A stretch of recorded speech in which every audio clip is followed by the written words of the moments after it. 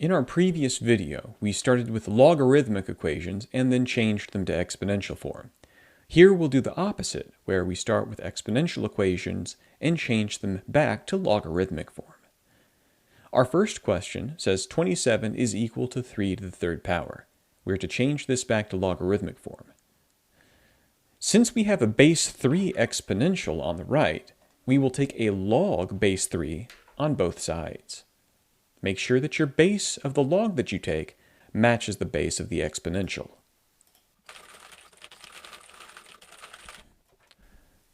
Since we do have a base of 3, we will write log base 3 on the left and log base 3 on the right.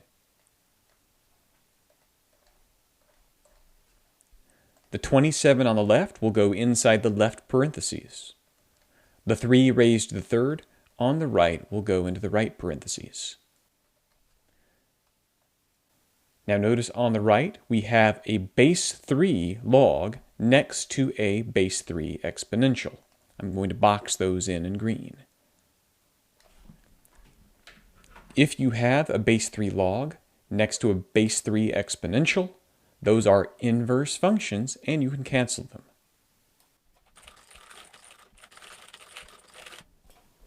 This means that the log base 3 and the base 3 exponential will both cancel, leaving only a 3 behind on the right side. Therefore, the left will now be log base 3 of 27, and the right will just be the number 3. This is the new logarithmic form. We can do the same thing to this other equation, 125 equals 5 to the third power.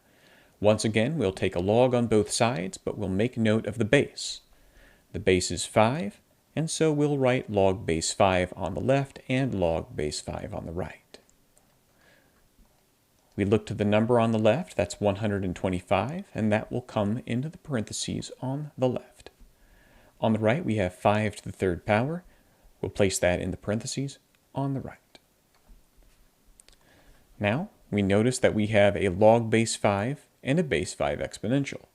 These are inverse functions.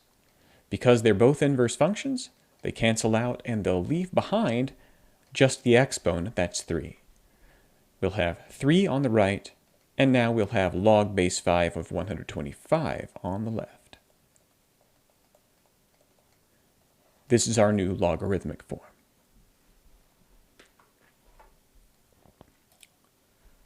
Now we'll do an example with 10 as the base of our exponential. If you have 10 as your base, you may use a common log on both sides.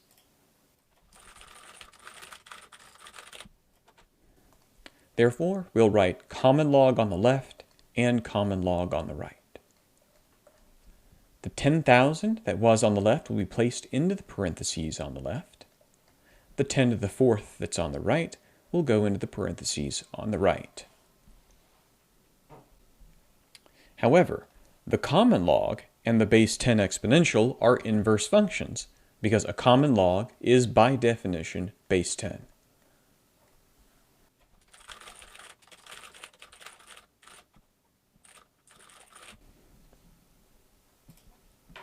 Therefore, we can cancel out the common log and the base 10 exponential inside. This will give us just a 4 on the right side and then log of 10,000 on the left. This will be our new logarithmic form for this equation. Now we'll cover an example that has a base of e. If we have a base of lowercase e on both sides, you can use natural log or ln.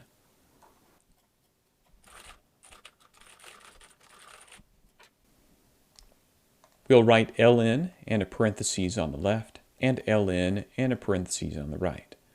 The letter x we'll place into the parentheses on the left. The e to the fourth power we place in the parentheses on the right.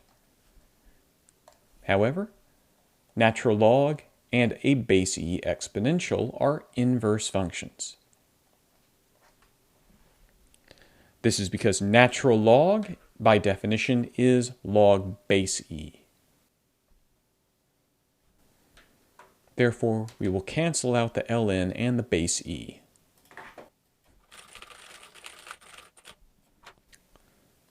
We'll cross out the ln and cross out the e. And so on the right, we'll just have 4 remaining. On the left, we have ln of x. This will be our logarithmic form for this equation. So just like going from logarithmic equations to exponential, it's crucial to consider your base. Then we'll take the relevant log on both sides, remembering that for base 10, we'll use common log, for base e, we'll use natural log, and for any other base, we can indicate what base we're trying to use in log.